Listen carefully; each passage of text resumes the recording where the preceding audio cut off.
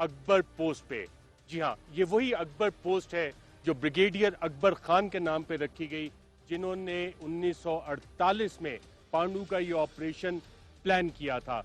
101 infantry brigade, उसको वो command कर रहे थे। और ये अकबर पोस्ट है पांडु फीचर पे 9178 फीट की बुलंदी पे, और इसे 9178 फीचर भी कहा जाता है। और अक्सर आप नाज़रीन जब खबरें देखते हैं कि भारत की फायरिंग की वजह से, सीज फायर लाइन की वायलेशंस की वजह से सिविलियन आबादी को निशाना बनाया गया, तो बिल्कुल जिस अकबर चेक पोस्ट पे मैं खड़ा हूँ, इसके सामने एक नलई गांव है, तकरीबन 70 के करीब यहाँ पे हमें घर नजर आ रहे हैं। और उसके आगे बिल्कुल आप जब देखते हैं तो एक जंगल आपको नजर आ रहा है। ये फॉरेस्ट वन इंडिया के पास है और ये इंडिया का इलाका है।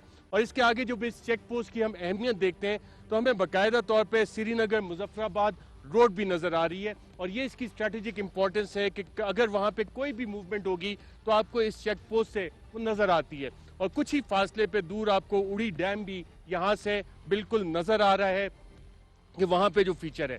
और जब जो मसला है कश्मीर का, वो इस जगह से आप बड़े वाज़े तौर पे समझ सकते हैं। जिस जगह पे मैं खड़ा हूँ अकबर पोस्ट पे, ये करीबी पहाड़ियाँ आपको पाकिस्तान के पास है, आज़ाद कश्मीर का हिस्सा है। और उसके दूसरी तरफ जो आपको आबादी नजर आ रही है वो भारत के पास है।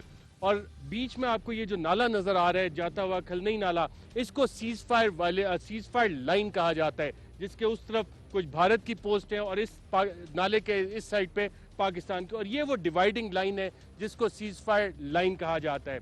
और line of control Simla agreement के बाद इसका नाम दिया गया।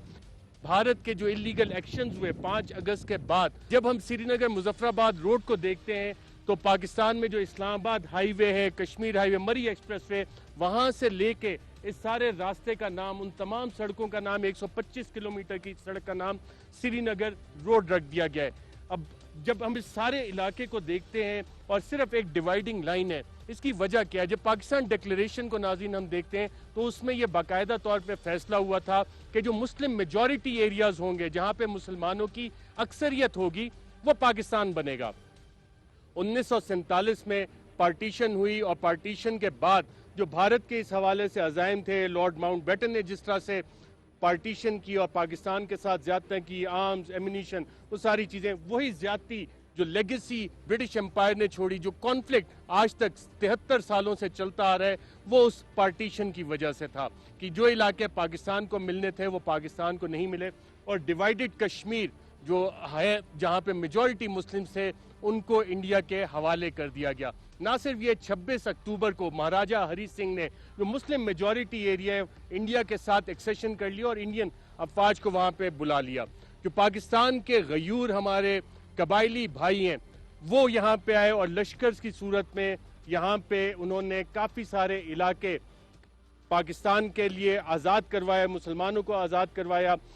जो महाराजा हरी सिंह था और जाते श्रीनगर तक तकरीबन पहुंच रहे थे, लेकिन कुछ ऐसे मामलात हुए कि श्रीनगर तक ना पहुंच सके। जनरल ग्रेसी उस वक्त आर्मी की कमांड कर रहे थे, कायद आज़म मोहम्मद अली जिन्ना के बड़े वाज़े अहकाम थे। और जो एक लड़ाई का सिलसिला अक्टूबर 1947 से शुरू हुआ, उसमें जैसे हम अकबर पोस्ट पे खड़े हैं, पांडु फीचर है, इस तरह की बहुत सारे इलाके पाकिस्तान की बहादुर अफवाज ने, कबाइलियों ने, वो सारे इलाके जो आज आज़ाद कश्मीर कहलाते हैं, वो पाकिस्तान का हिस्सा बने। और अब तक ये मसला चला आ रहा है। जब हम इस सारे इशू को देखते हैं तो इस हवाले से 2 न्यूक्लियर रियासतें हैं जो बॉर्डर शेयर करती हैं। और ये सीज फायर लाइन आप बाकायदा तौर पे देख सकते हैं, जिसपे पाकिस्तान इंडिया फ्रेंडशिप ब्रिज भी है, जिससे दोनों साइड्स पे लोग आते जाते थे, मिलते थे, क्रॉस बॉर्डर मूवमेंट होती थी। भारत ने वो भी बंद कर दिया। अब डिवाइडेड फैमिलीज इस साइड पे भी हैं, उस साइड पे भी। और ये दुनिया का वो वाहिद फ्लैश पॉइंट है 2 न्यूक्लियर रियासतों के दरमियान, पाकिस्तान और भारत, जहां पे किसी वक्त भी कोई भी बड़ा कॉन्फ्लिक्ट जन्म ले सकता है। और उसकी हमने मिसाल देखी कि फरवरी इसी साल के शुरू में भारत ने जो पाकिस्तान के खिलाफ अज़ाइम बनाए थे, वज़ीर आज़म इमरान खान ने असेंबली के फ्लोर पे बताया कि राजस्थान में ISI ने डिटेक्ट किया कि पाकिस्तान पे वो स्ट्रेटेजिक हमला करने के लिए तैयार थे और हमारी तैयारी भी इस हवाले से मुकम्मल थी। Chief of the army staff general Qamar Javed Bajwa ने बड़े वाज़े अल्फाज में बताया था कि अगर कोई मिस एडवेंचर हुआ तो पाकिस्तान उसका वाज़े जवाब देगा। और उस वक्त के DG ISPR ने जो अल्फाज कहे थे वो तारीख में फिर अमर भी हुए कि अगर इंडिया ने कोई मिस एडवेंचर किया तो उन्हें सरप्राइज मिलेगा। और फिर हमने देखा कि इसी सीज फायर लाइन की जब वायलेशन हुई इंडियन जहाज़ों ने की तो इंडियन मिग त्यारा गिराया गया और अभिनंदन को पकड़ा भी गया। ये रीसेंट वाकयात हैं, सिर्फ एक जहाज नहीं 2 जहाज, फिर एक इंडियन हेलीकॉप्टर भी गिरा था जो कि इंडियंस की अपनी फायरिंग की वजह से गिरा था। इतनी बौखलाहट थी वहां पे। ये तो रीसेंट कॉन्फ्लिक्ट हो गया। अगर हम इसी हिस्ट्री को पीछे लेके जाएं तो इसी कश्मीर की वजह से कारगिल का वाकया हमने देखा। कारगिल के हवाले से कॉन्फ्लिक्ट एस्केलेशन हुई 1984 में। सियाचिन जो इसी पूरी बेल्ट का इसी रीजन का हिस्सा है, वहां पे हमने एस्केलेशन देखी और वो आज भी पाकिस्तान और भारत के दरमियान highest battle ground in the world है। और उससे अगर अब पीछे चले जाएं तो 1971 की जंग, उसमें भी कश्मीर का रोल आता है। 1965 और 1965 में हम आज यहाँ पे खड़े हैं पांडु पे। छंब का इलाका जो है वो पाकिस्तान की बहादुर अफवाज ने भारत से लिया था और आज भी छंब पाकिस्तान के पास मौजूद है। और उससे पीछे जब हम जाएं तो 1948 और उसमें मैं आज अकबर चेक पोस्ट पे खड़ा हूं और ये वो लाइन है सीज फायर लाइन जो मसला आज तक जो बरतानिया ने, लॉर्ड माउंटबेटन ने पार्टीशन में ज्यादतियां की थी पाकिस्तान के साथ, मुसलमानों के साथ, उस वजह से ये कॉन्फ्लिक्ट आज तक चला आ रहा है। 5 मेजर कॉन्फ्लिक्ट्स कम से कम 2 न्यूक्लियर रियासतों के दरमियान और हो चुके हैं इस मसले की वजह से।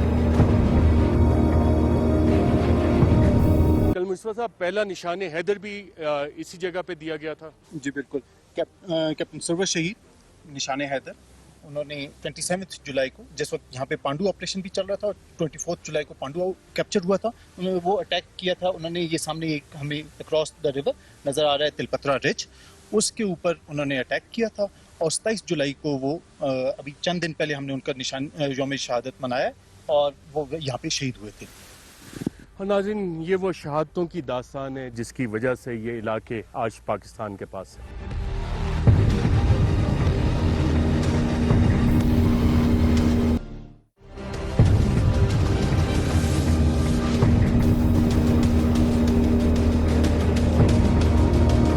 ये ग्रॉल रेंज जो है एक जमीन दो बंकर में जाती है। तो ग्रॉल रेंज का मकसद ये है कि जब आर्टिलरी या मोर्टार का फायर आता है तो ये हमें जो है उससे हिफाजत फराहम करती है। और यहाँ पे रेगुलर फायर आता रहता है। जी, यहाँ पे रेगुलर फायर आता है, इसीलिए जमीन दोस्त बंकर भी यहाँ पे मौजूद है।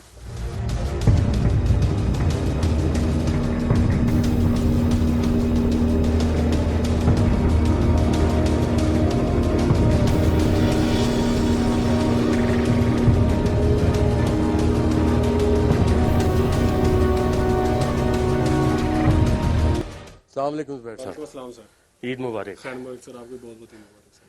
आपके घर वाले ईद कहाँ पे मना रहे हैं? मेरे घर वाले सारा ईद घर में ही मना रहे हैं, गांव में सर। उनके लिए कोई पैगाम? सर उनके लिए दिल की अता रहेंगे से ईद मुबारक।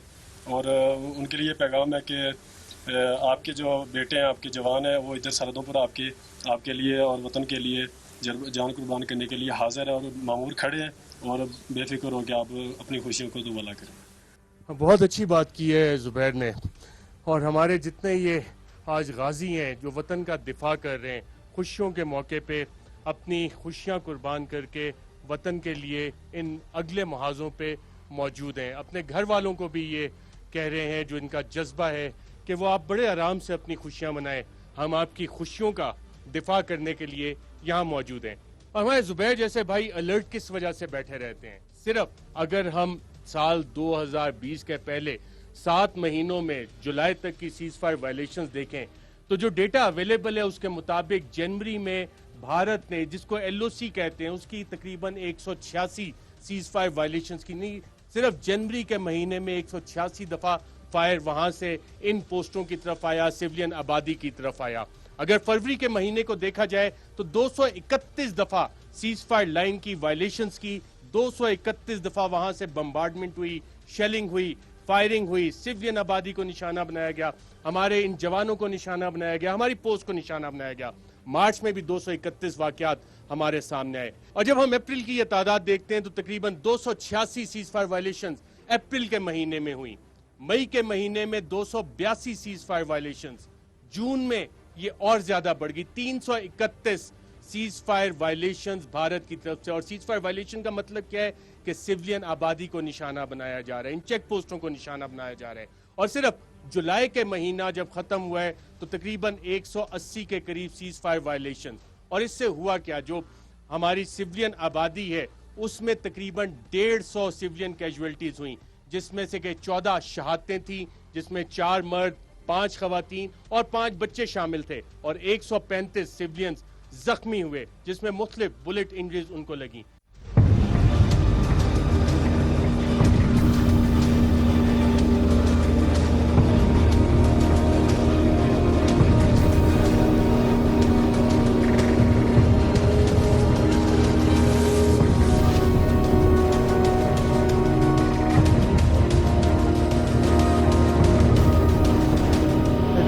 ये येलो रिबन बड़ा डिफरेंट है आपकी यूनिफॉर्म में, ये क्यों है?